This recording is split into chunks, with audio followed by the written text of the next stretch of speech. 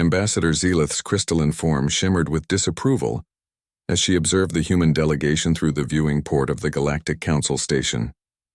The bipedal creatures moved with their characteristic erratic energy, gesturing wildly as they spoke, their primitive emotions bleeding through every interaction.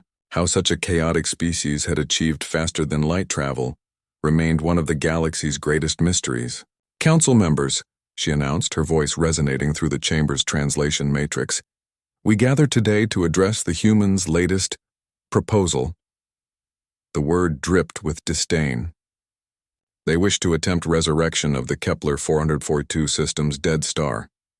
A collective murmur rippled through the assembled representatives.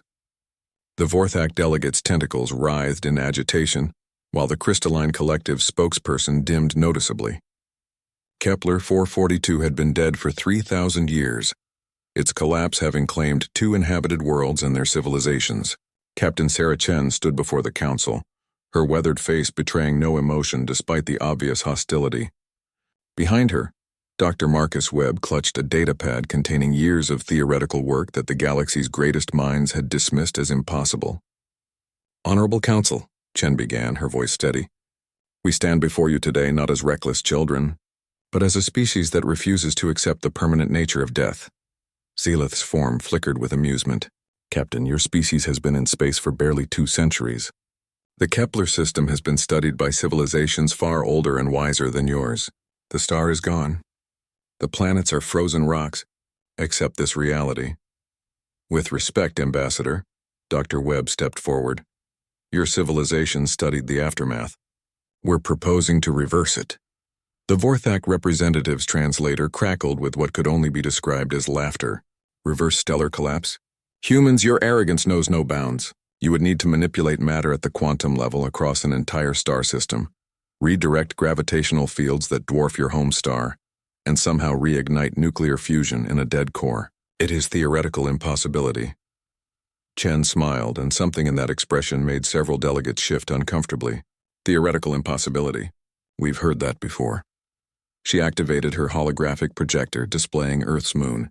"Your archives show that every species in this council declared permanent bases on tidally locked satellites to be theoretical impossibility.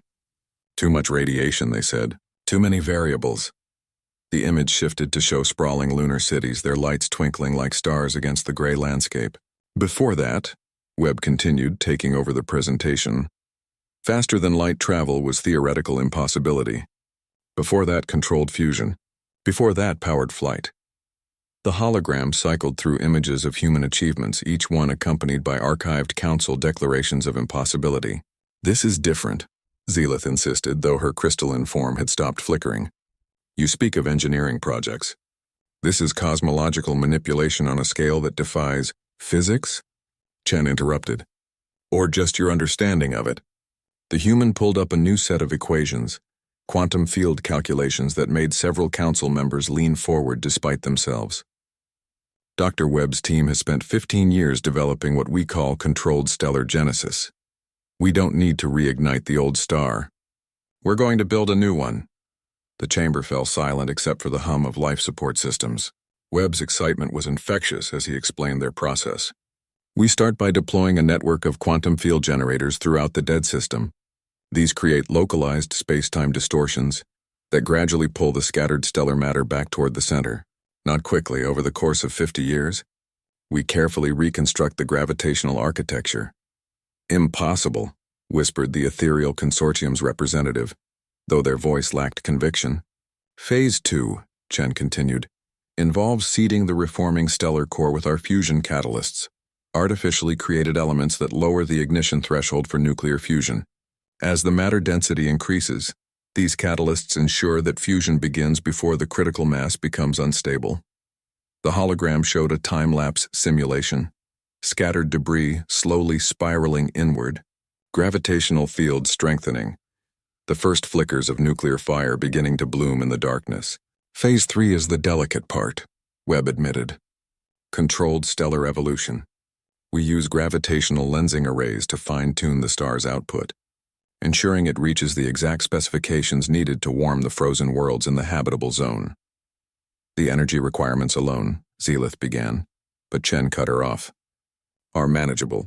We've already begun construction of a Dyson swarm around our own sun, specifically to power this project. Estimated timeline, 120 years from authorization to the first sunrise over New Kepler. The silence stretched. Finally, the eldest member of the council, a being so ancient that its species name had been forgotten, spoke in a voice like grinding stone. And if you fail? If your manipulations destabilize local spacetime? If your artificial star goes supernova? Chen's smile widened. Then we'll learn something new about the universe, and we'll try again. Reckless, Zealith breathed. Yes, Chen agreed. Completely, utterly reckless. That's what makes us human. The vote was closer than expected. The ethereal consortium abstained. The Vorthak voted against. But enough species had grown tired of stagnation, tired of accepting the universe's limitations as permanent, that the humans received their authorization. 115 years later, Ambassador Zeleth stood on the observation deck of a research station in the Kepler 442 system, watching a newborn star paint the sky in brilliant orange light.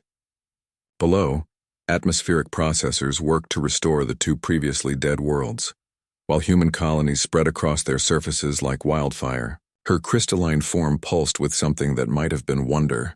Behind her, a human technician, great-granddaughter of Dr. Webb, monitored the stellar output readings.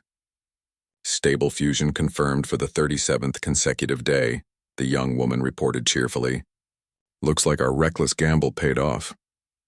Zealith turned to study the human, seeing in her the same wild energy, the same impossible optimism that had characterized her species from the beginning. Tell me, she asked, what will your people attempt next? The technician grinned, and in that expression was the future of the galaxy itself. Oh, we've got some ideas about bringing back extinct civilizations. Want to hear about our theoretical work on temporal archaeology? Zealith's form flickered rapidly, the crystalline equivalent of laughter.